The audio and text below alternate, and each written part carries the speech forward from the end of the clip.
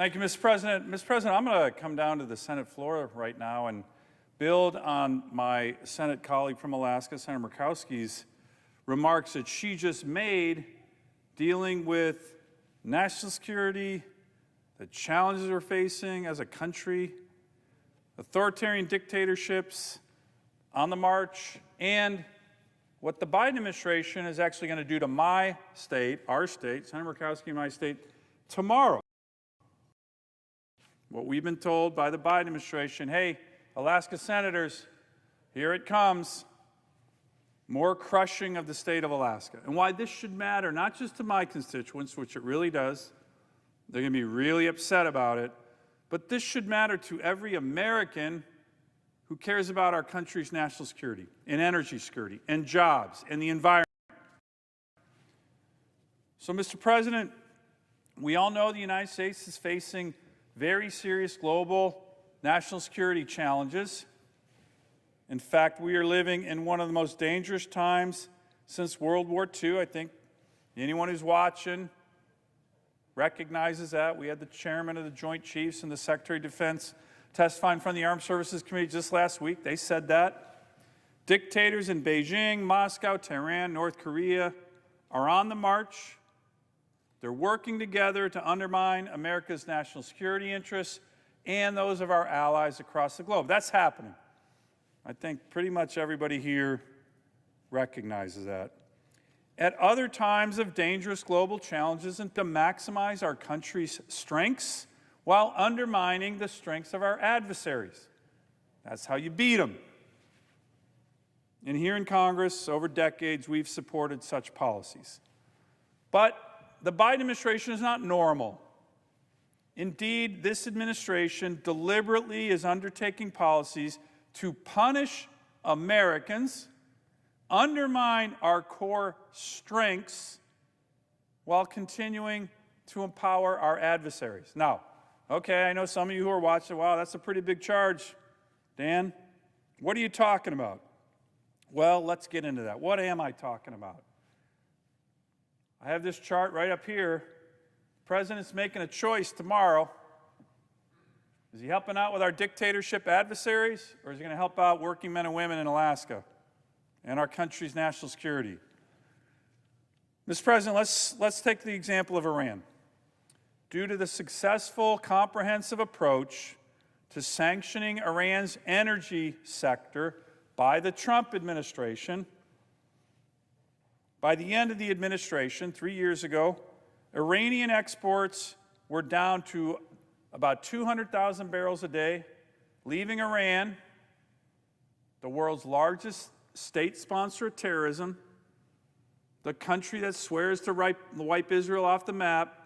By the end of the Trump administration's massive sanctions policy against Iran, they had about $4 billion in foreign reserves. For a country of that size, that's not a lot. $4 billion. So what do we have with the Biden administration? They start their appeasement policy of Iran from day one, and one element of that was to stop enforcing these oil and gas sanctions. I don't know why, appeasement, maybe we're going to get back in the JCPOA, they thought. But they did that. There's no one who doubts that. Jake Sullivan, the President of the United States, they'll all admit it, because here's the results. As a result, the amount of oil that Iran has started to export over the last 3 years has been up every year, and it's about over 3 million barrels a day. 200,000 barrels a day at the end of Trump, 3 million barrels a day now. Foreign reserves that the Iranians have are about $75 billion. $4 billion at the end of Trump, $75 billion. Right now during the Biden administration.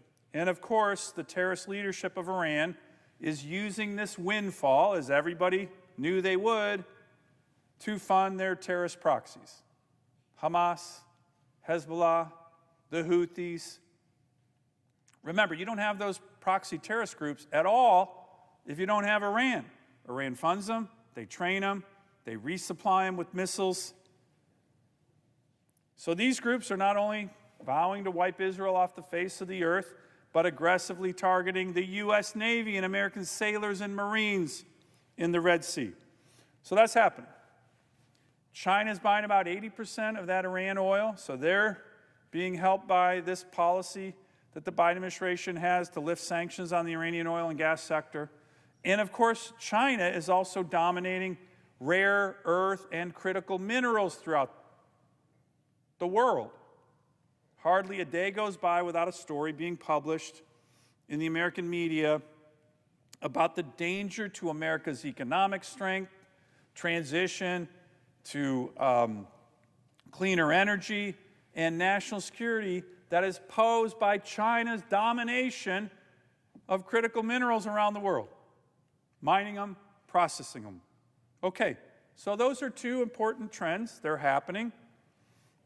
Iran's dominance on exporting oil and gas, the funding they get from that, the Chinese benefit, they get oil at a discounted price, and China continues to dominate critical minerals around the world. So what is the Biden administration doing to reverse these very troubling national security trends? They are undertaking policies that will make them much worse.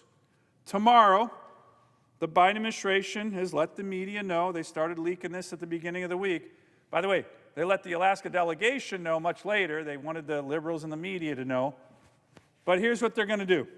They're going to announce that they are shutting down from further development two of the most important areas of energy and critical mineral development in America. The National Petroleum Reserve of Alaska, what we call NPRA, in the Ambler Mining District in Alaska. So tomorrow,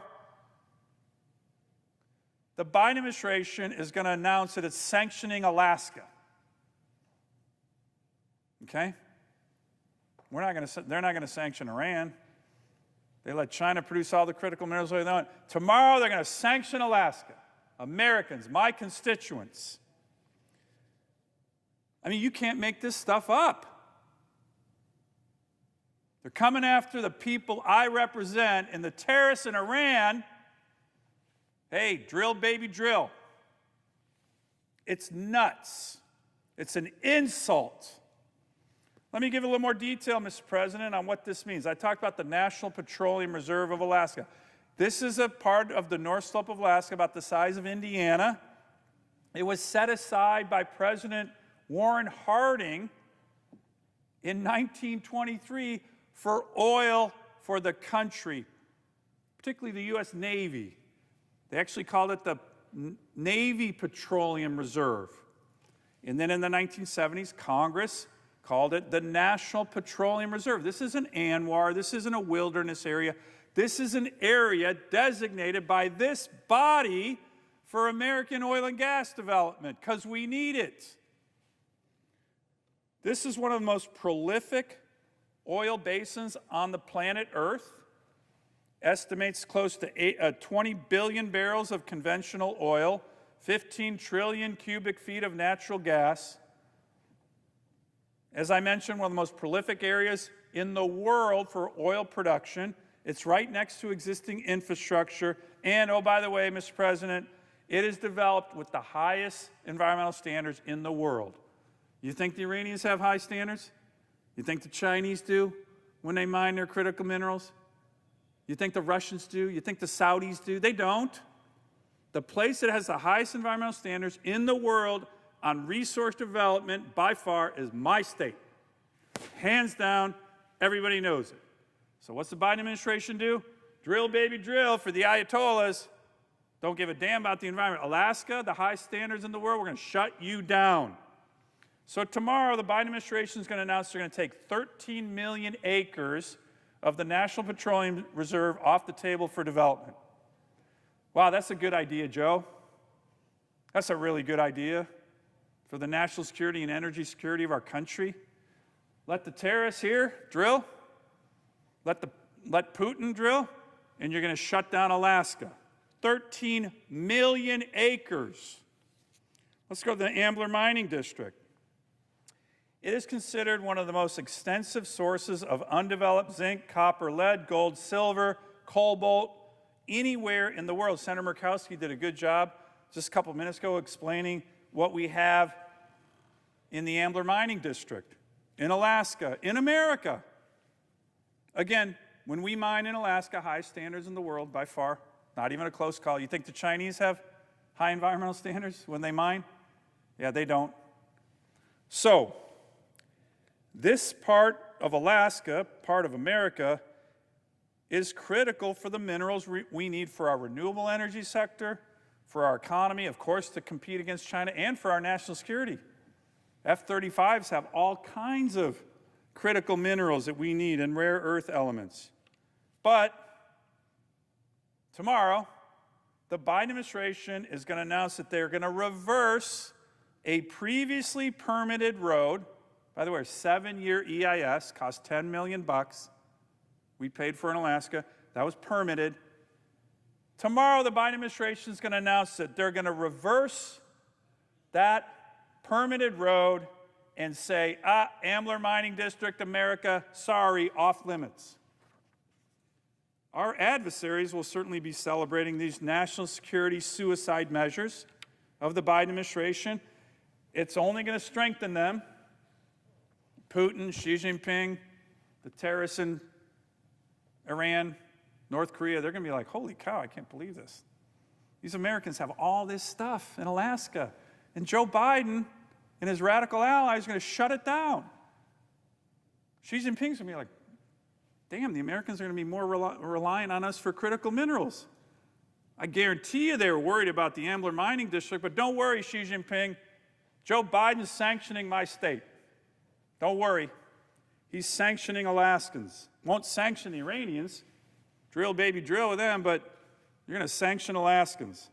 So, Mr. President, this is just insanely stupid policy. Everybody knows it, but I want to mention something else. These policies are also lawless.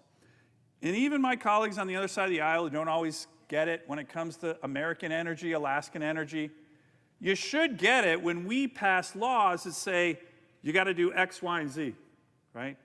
When we pass laws that say things like shall.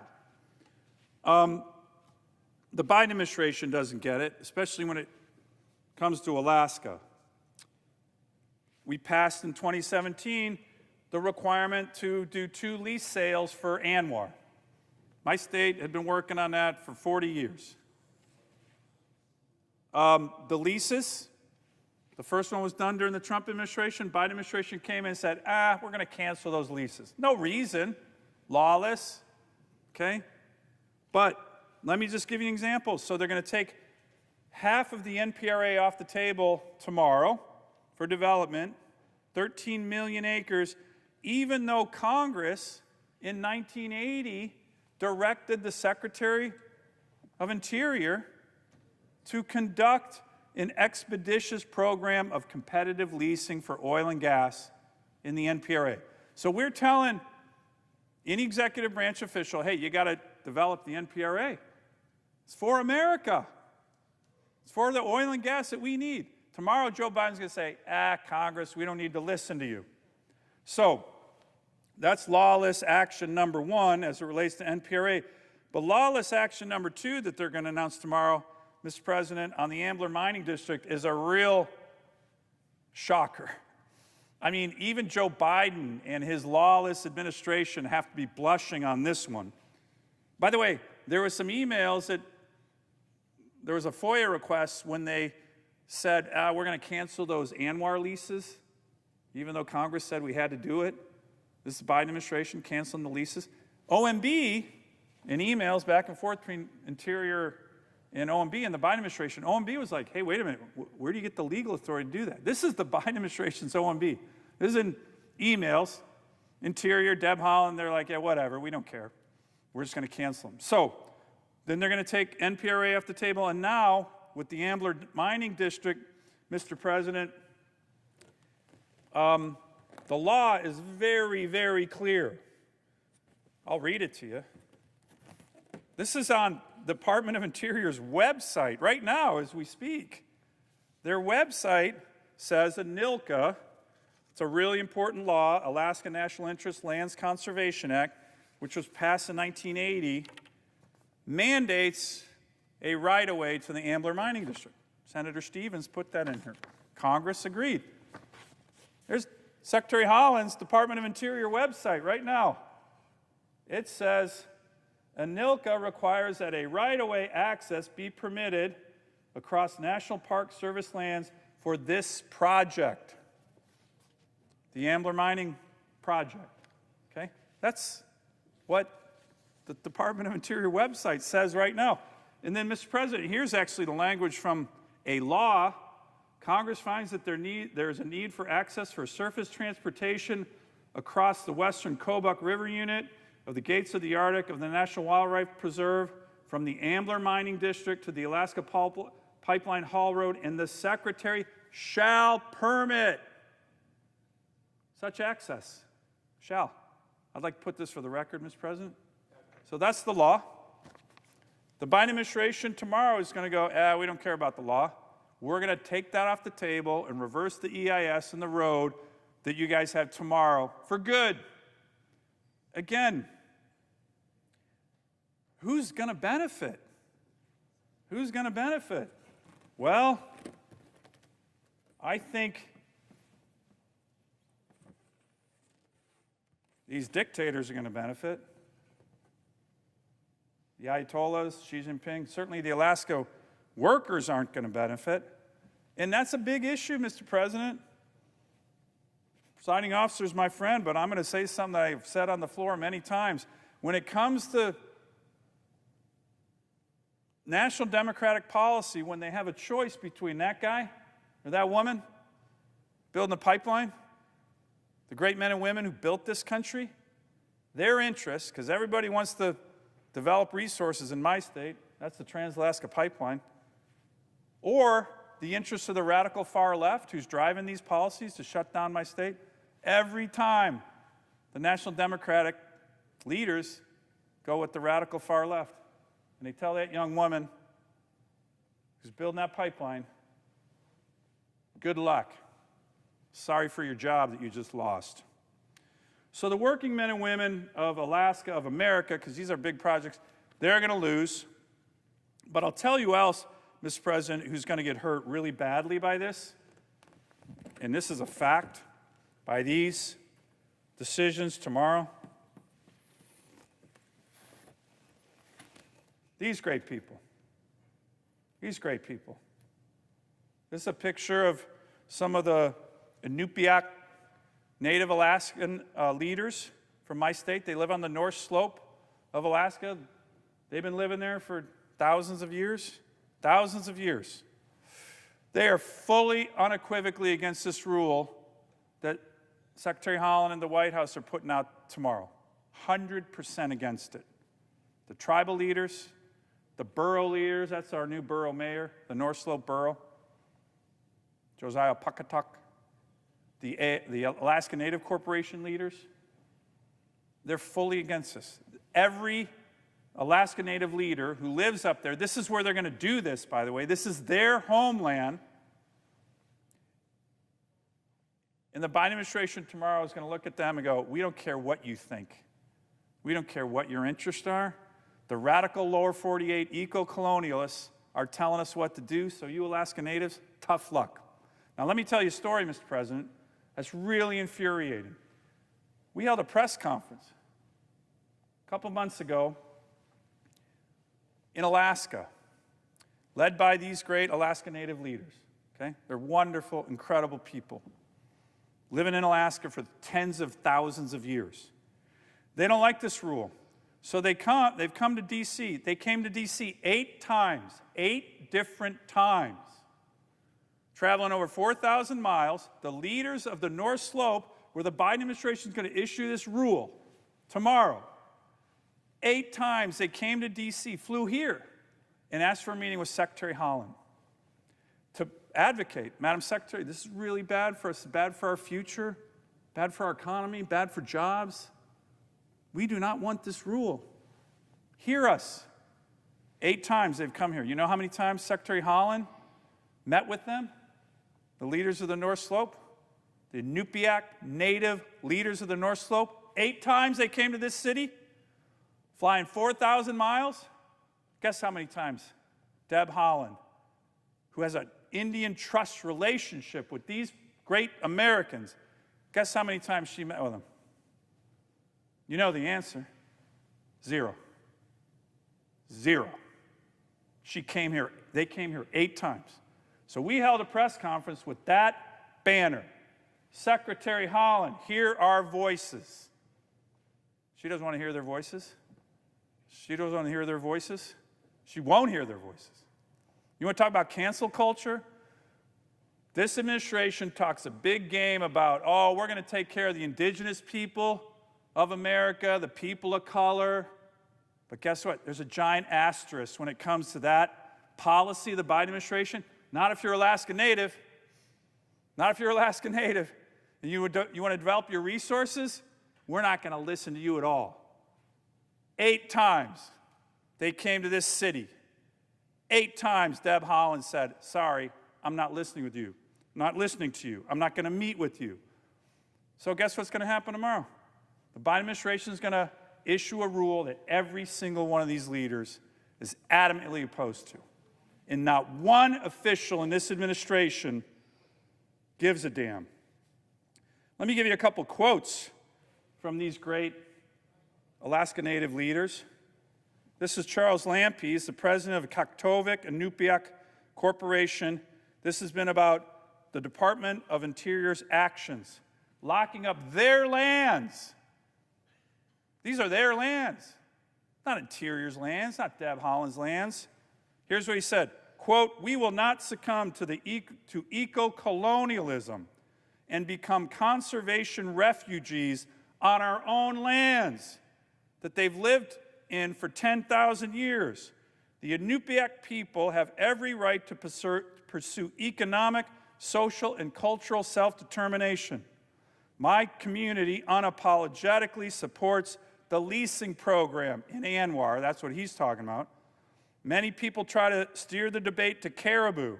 The Kaktovik, for them, it's about our people and having an economy to survive. Here's Nagaruk Harichuk. He's the president of the Voice of the Arctic. This great guy right here. He's talking about the NPRA rule that Secretary Holland won't meet him on. In this press conference, here's what he said. This NPRA rule from Department of Interior is yet another blow to our right to self-determination in our ancestral homelands, which we have stewarded over for over 10,000 years. That's Nagaruk right there talking.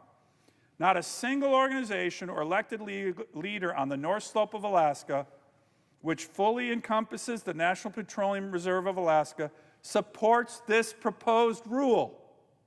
None of them do. Joe Biden, Secretary Holland, are you listening? None of these great Alaska Native people want this rule, and you don't give a damn. He continues, in fact, everyone has asked the Department of Interior and Secretary Holland to rescind the rule. These actions will foreclose on future development opportunities and long-term economic security for the North Slope Inupiaq communities, the Native communities. You can tell I'm a little mad, Mr. President, because these great Alaskans are being canceled. Secretary Holland will not hear their voices, and we're going to see that tomorrow. They're going to issue a rule that locks up a huge chunk of their homeland. Here's the bottom line, Mr. President. The Biden administration sanctions Alaskans, sanctions them, while the terrorists in Iran and the communists in China get strengthened by their policies. No wonder authoritarians are on the march. You're sanctioning us. You're sanctioning them. The goal is to sanction the terrorists, not these great Americans who you won't listen to.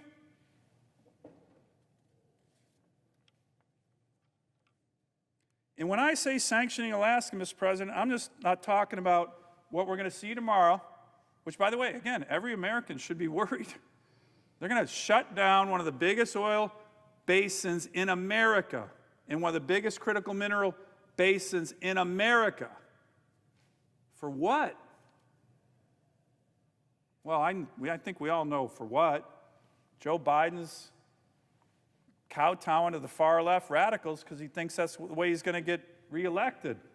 But how bad is it when I talk about sanctioning Alaska? Here's how bad it is. My state, since the Biden administration came into office, has had 60 executive orders and executive actions exclusively focused on Alaska. 60. Tomorrow, it'll be 61 and 62.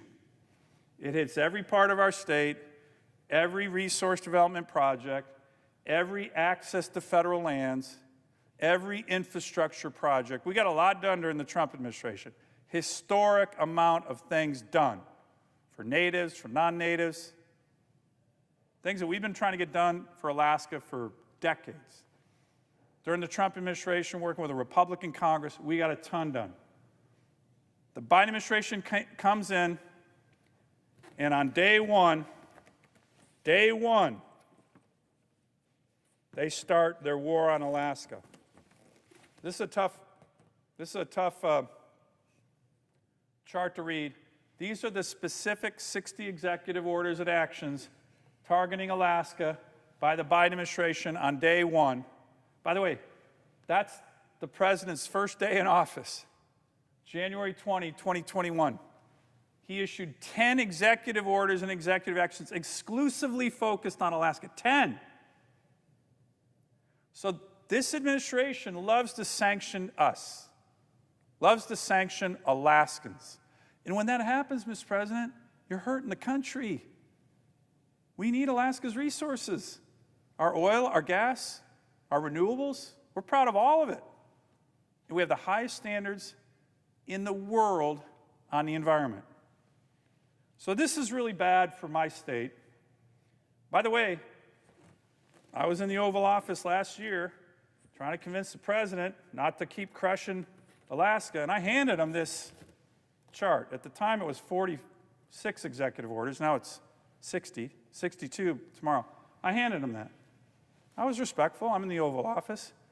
But I said, Mr. President, do you know what you're doing in my state? You have any idea what you guys are doing? At the time, it was 44 executive orders and executive actions, singularly focused, exclusively focused on Alaska. I handed him this. I said, sir, this is wrong. You know it, I know it, it's wrong. If a Republican administration came in and issued 44 executive orders and actions targeting little Delaware, sorry, it is little, and you were still a U.S. Senator, sir, you'd be down on the Senate floor raising hell every day. Because it's wrong. And you know it, and I know it. And it is wrong. But, Mr. President, let me end by saying this. It's not just wrong for Alaska. It's not just wrong for Alaska. It's wrong for America. The president is making a choice, not just whether to stiff the working men and women of our great nation, which he's doing with these orders tomorrow, not just whether he's going to hurt my constituents, which he's going to do tomorrow, particularly the Native people, but whether or not to damage our national security even greater. When you shut down the great state of Alaska's potential and ability to produce natural resources for America, you are hurting the country. It doesn't matter where you live. He's making a choice to favor these terrorists over these workers, to favor these terrorists over these great Native people in my state. And here's the message that they're going to be sending, the Biden administration is going to be sending to the world tomorrow. They're going to be sending this message to the dictators in Iran, in China, in Venezuela, in Russia. President Biden is essentially going to say this: we won't use our resources to strengthen our country. Sorry, Alaska, you're off the table. But we're going to let you dictators develop your resources, Iran, to strengthen your country. I'll end with this, Mr. President. I'll never forget a meeting I had many years ago with the late Senator John McCain and a very brave Russian dissident named Vladimir Kara-Murza. A lot of my colleagues know who Vladimir Kara-Murza is. As a matter of fact, a bunch of us wrote a letter on his behalf. Putin has poisoned him twice. He survived those, but now he's in jail in Moscow. And I worry about his life. Brave man, a wise man. Senator McCain, Vladimir Kara-Murza and I were having a meeting. At the very end of the meeting, I said, Vladimir, one more question. What can the United States do to further undermine the Putin regime and other authoritarians around the world? What can we do? And he looked at me without even hesitating. He said, Senator, it's easy. The number one thing the United States can do to undermine Putin and other authoritarian regimes is produce more American energy. Produce more American energy. We're not doing that tomorrow. The Biden administration is going to tell the world that we're going to shut down Alaska in terms of critical minerals and any more oil and gas development. Joe Biden is fine with our adversaries producing more energy themselves, dominating the world's critical mineral supply while shutting down our own, as long as the far-left radicals he feels are key to his reelection are satisfied. So they're probably going to be satisfied tomorrow. And so are our adversaries. They're going to be gleeful. But certainly the people I represent, and I would say, Mr. President, the vast majority of Americans who understand these issues are going to be once again dismayed that this administration is selling out strong American national security interests and American strength for far-left radicals who he listens to more than the native people of my state or common-sense Americans. I yield the floor.